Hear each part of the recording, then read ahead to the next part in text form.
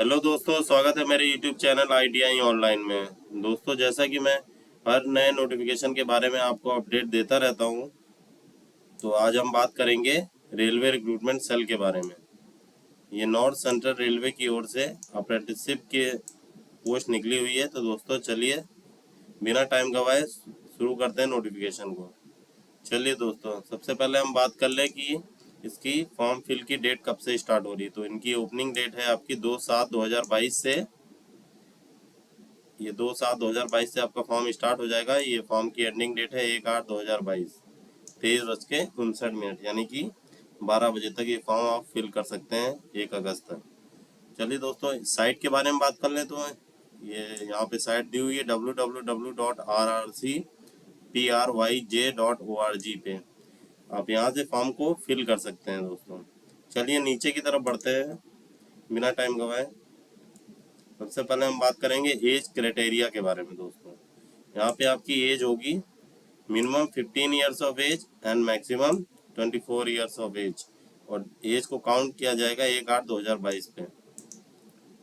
यानी कि मिनिमम आपकी 15 साल की एज और मैक्सिमम 24 साल की एज होनी चाहिए जनरल कैंडिडेट और EWS के लिए। दोस्तों अगर बात करें SC ST के लिए, तो यहाँ SC के लिए यहाँ पे इन्होंने SC के लिए 5 ईयर्स की छूट है और OBC के लिए 3 साल की यहाँ पे छूट दी हुई है, और PWD कैंडिडेट के लिए 10 साल की छूट रहेगी। यहाँ पे एज रिलैक्सेशन दिया जाएगा। चलिए नेक्स्ट की तरफ बढ़ते हैं। यहाँ पे उन्होंने एज रिलैक्सेशन के बारे में एक सर्विसमैन का ही बताया हुआ है, इनको भी 10 साल की छूट दी जाएगी। चलिए रिक्रूटमेंट के और आगे बढ़ते हैं, नोटिफिकेशन के आगे बढ़ते हैं दोस्तों। यहाँ पे इन्होंने एज के बारे में बताया हुआ है। चलिए एसेंशियल क्वालिफिकेशन की बात कर लें। तो एसेंशियल क्वालिफिकेशन आपको 28/6/2022 तक आपके पास निम्न सर्टिफिकेट्स होने चाहिए। तो दोस्तों चलिए कौन कौन से सर्टिफिकेट होने चाहिए। सबसे पहले एजुकेशन क्वालिफिकेशन में आपको 10th पास होना चाहिए, या फिर 10+2 एग्जामिनेशन सिस्टम से, या 12th पास या 10th पास। आपको मिनिमम 50% मार्क एग्रीगेट में होना चाहिए, मतलब टोटल आपका 50% से ज़्यादा होना चाहिए, तभी आप एलिजिबल है अप्लाई करने के लिए। और आपका ITI टेट NCVT या SCVT से होना चाहिए। चलिए दोस्तों बात कर लेते हैं। और यहाँ पे एक इम्पोर्टेंट नोटिस भी लिखी हुई है, ITI certificate and TC certificate affiliated to NCVT SCVT is compulsory in relevant trade as under.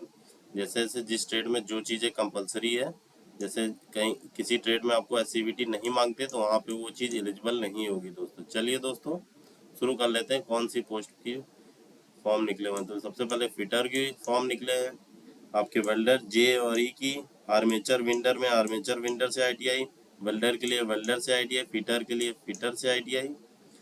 यहाँ पे नीचे बढ़ जाते हैं दोस्तों। मशीनिस्ट की पोस्ट दी हुई है, कारपेंटर की है, इलेक्ट्रीशियन की है, पेंटर जनरल, डीजल मैकेनिक।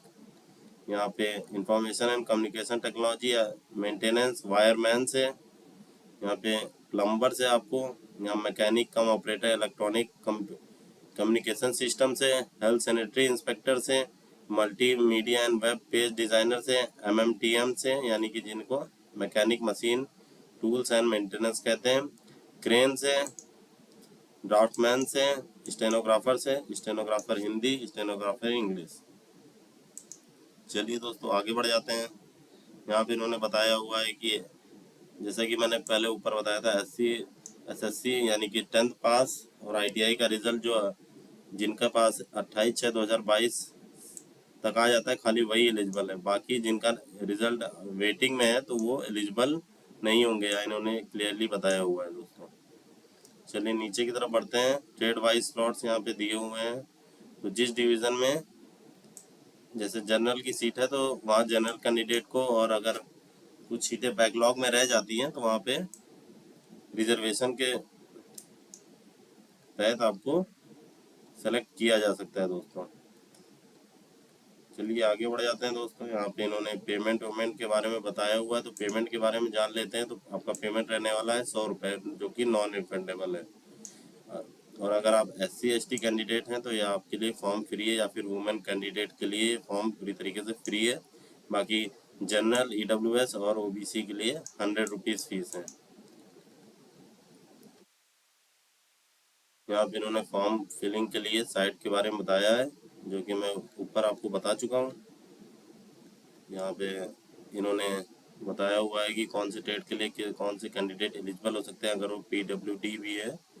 यहाँ पे फिटर प्लम्बर के लिए 6/18 और 6/60 जो कि नॉर्मली सभी के होता है। तो ये नॉर्मल हेल्थ के चेकअप के बारे में बताया है उन्होंने। ट्रेनिंग पीरियड के बारे में बात करें तो ये 1 साल की ट्रेनिंग होने वाली है अप्रेंटिसशिप। इसका स्टाइपेंड आपको गवर्नमेंट जो कि रेलवे के रूल के मुताबिक आपको स्टाइपेंड इसमें दिया जाएगा। इन्होंने क्लियरली बताया नहीं आपको स्टाइपेंड कितना मिलेगा दोस्तों। यहाँ पे अपलोड डॉक्यूमेंट आपने applicants are required to upload eligible self attested document आपको अपलोड करना होगा। यहाँ पे copy of the documents.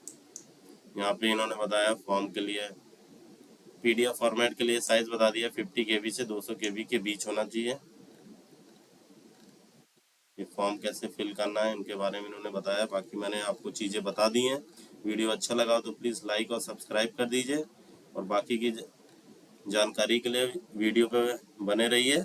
Subscribe subscribe कर दीजिए, तो मैं आगे की नोटिफिकेशन आपको बताता रहूँगा कहाँ पे कितनी सीटें हैं और कहाँ आपको अप्लाई करना चाहिए। इसकी वीडियो आपको नेक्स्ट वीडियो में मिल जाएगी। Thank you, have a nice day, जय हिंद।